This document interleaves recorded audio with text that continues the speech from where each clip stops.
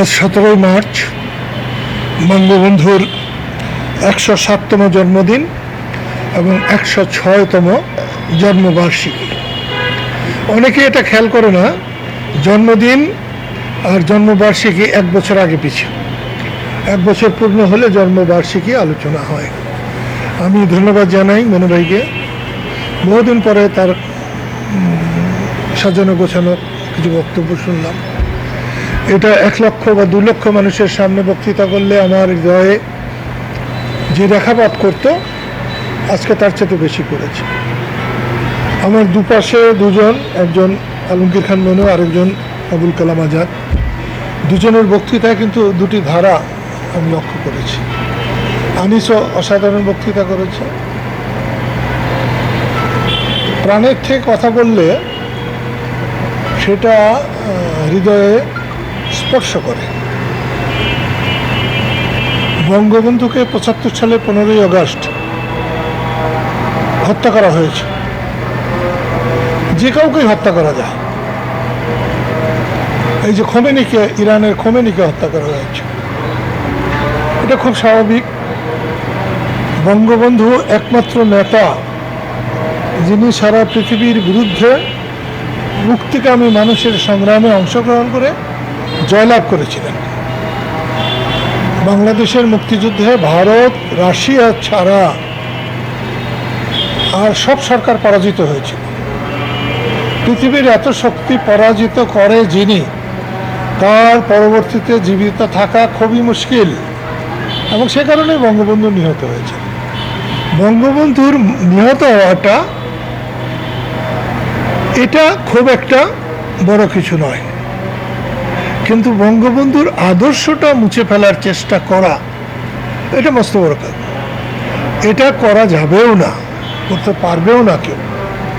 বঙ্গবন্ধুকে নিশ্চয়ই মারা যায়, তাকে মোছা যায় না, মোছা খুবই মুশকিল। আমাদের নানা ভুল ত্রুটি আছে। যিনি নেতৃত্ব করেন আর কর্তৃত্ব করেন, তিনি যদি মনে করেন যে ক্ষতি হলে তারই হবে, লাভ হলে তারই হবে, এটা ভুল।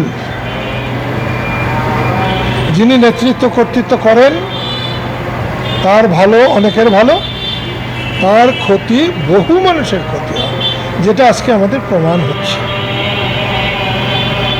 পাকিস্তান হওয়ার পরে আওয়ামী লীগ বলবো কেন, বাঙালি বলি, এত নির্যাতিত কখনো কোনো বাঙালি হয়নি যেটা হয়েছে।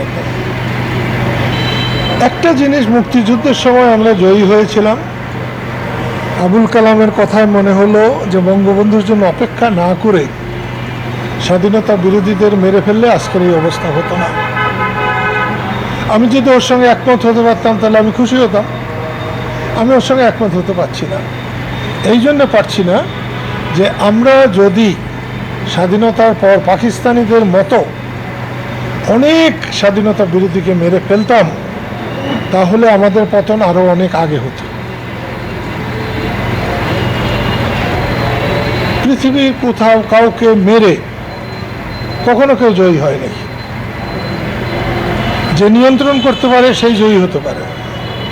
স্বাধীনতার পর আমাদের মুক্তিযুদ্ধের পক্ষে এবং মুক্তিযোদ্ধাদের দেশের জন্য কিছু করার আছে, মানুষের জন্য কোনো দায়িত্ব আছে, এটা আমরা অনেকেই অনেকে কেন প্রায় সবাই একটু হলেও ভুলে গিয়েছিলাম।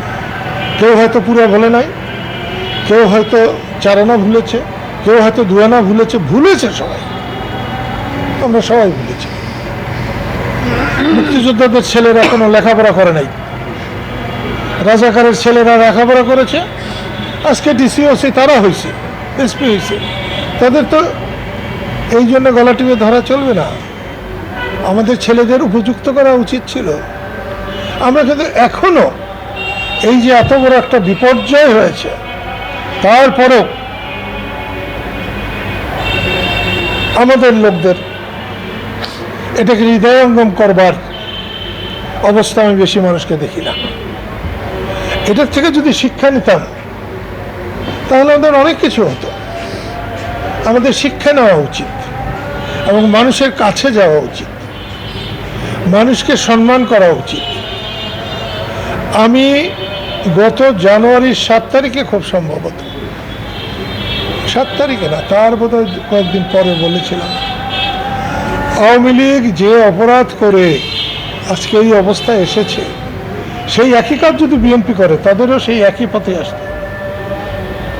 বিএনপি কিন্তু খুব একটা বদল হয় নাই। মিনু ভাই যেমন বললেন, আমিও বলছি যে আমি তারেক রহমানকে সমর্থন করতে পারতাম না, কারণ তার কর্মকাণ্ড আমার পছন্দ হতো না। কিন্তু শেখ হাসিনার পতনের পরে তার একটা কথারও আমি বিরোধিতা করতে পারতেছি না। তিনি যদি চেষ্টা করে তার এই লোকদেরকে নিয়ন্ত্রণ করতে পারেন এবং দেশের সেবা করতে পারেন, তাহলে নিশ্চয়ই তাকে মানুষ স্মরণ করবে। বঙ্গবন্ধুকে বাদ দিয়ে জিয়াউর রহমান না, জিয়াউর রহমানকে বাদ দিয়ে আমরা সবাই না, মুক্তিযুদ্ধকে বাদ দিয়ে জিয়াউর রহমান না, স্বাধীনতাকে বাদ দিয়ে জিয়াউর রহমান না। তাই জিয়াউর রহমানকে রাখতে হলে বঙ্গবন্ধুকে মাথার উপরে রাখতে হবে, স্বাধীনতাকে মাথার উপরে রাখতে হবে। এবং এই জন্যে আমরা যারা বঙ্গবন্ধুর অনুসারী, বঙ্গবন্ধুকে আমরা ভালোবাসি, বঙ্গবন্ধুর দ্বারা আমরা দেশকে চিনেছি, জাতিকে চিনেছি, দেশপ্রেমিক হয়েছি, তাদের উচিত বঙ্গবন্ধুর আদর্শকে ধরে রাখা। বঙ্গবন্ধুর আদর্শ বলতে আমি কিন্তু মনে করি মানুষকে ভালোবাসা, মানুষের সেবা করা, চুরি চোরচামি না করা। বঙ্গবন্ধুর আদর্শের লোক চোর হইতে পারে না, ঘুষখোর হইতে পারে না, হ্যাঁ ভুল করতে পারে, কিন্তু একেবারে জন্মগত অন্যায়কারী হতে পারে না। বঙ্গবন্ধুর আদর্শের সন্তান হবে ন্যায়পরায়ণ। আমরা যেন ন্যায়পরায়ণ হতে পারি, আমরা যেন অন্যকে সম্মান করতে পারি। আজকে এই মহান মানুষটার জন্মদিন। একটা সময় এমন করা হতো,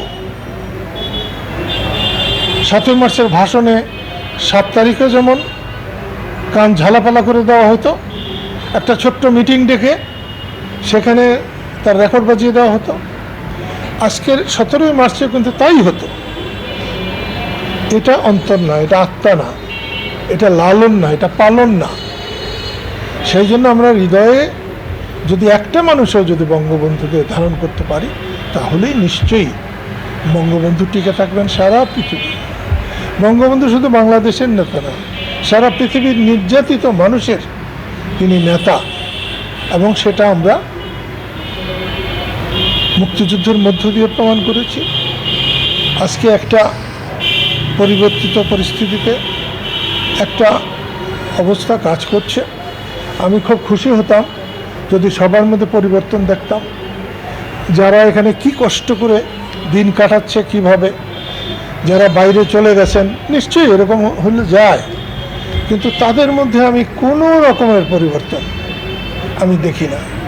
আজকে বঙ্গবন্ধুর জন্মদিনের মধ্য দিয়ে আমি আল্লাহর কাছে প্রার্থনা করব, তাদের আল্লাহ পরিবর্তন দিন, মানুষের সেবা হওয়ার সুযোগ দিন। মানুষ নিশ্চয়ই ভুল করতে পারে, নিশ্চয়ই কোনো নেতার ভুল হবে, কর্মীর ভুল হবে। ক্ষমা চাইলে যদি আল্লাহ ক্ষমা করেন, তাহলে ক্ষমা চাওয়ার মতো মানসিক অবস্থা হওয়া দরকার। আমি আবারও এই সরকারকেও ধন্যবাদ দিই, মানুষের সরকার হওয়ার জন্যে। যারা আন্দোলন করে শেখ হাসিনার পতন ঘটিয়েছিলেন, তাদেরকেও ধন্যবাদ দিই। যদি তারা সংযত থাকেন, তারা যদি মনে করেন যে তারা মানুষের মালিক, দেশবাসীর মালিক, তাহলে তাদের অধঃপতন হবেই হবে, অনেকটা তো হয়েছে। আর তারা যদি মনে করেন যে তারাও দেশের মানুষের সেবক, তাহলে নিশ্চয়ই তাদের অবদান অনেক দিন মানুষ মনে রাখবে। আমি আল্লাহ রাব্বুল আলামিনের কাছে প্রার্থনা করি যে আল্লাহ যেন বঙ্গবন্ধুকে ব্যস্তবাসী করেন, তার পরিবার পরিজন যারা 15ই আগস্ট নিহত হয়েছেন তাদেরকে আল্লাহ যেন মাফ করে ব্যস্তবাসী করেন। আমার দেশবাসীকে আল্লাহ যেন তার পবিত্র আরশের ছায়াতলে রাখেন।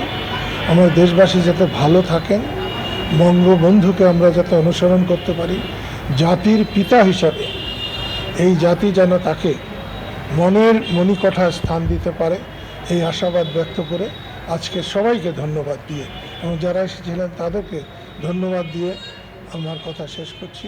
আল্লাহ সবাইকে রহমত করুন। খুদা হাফেজ।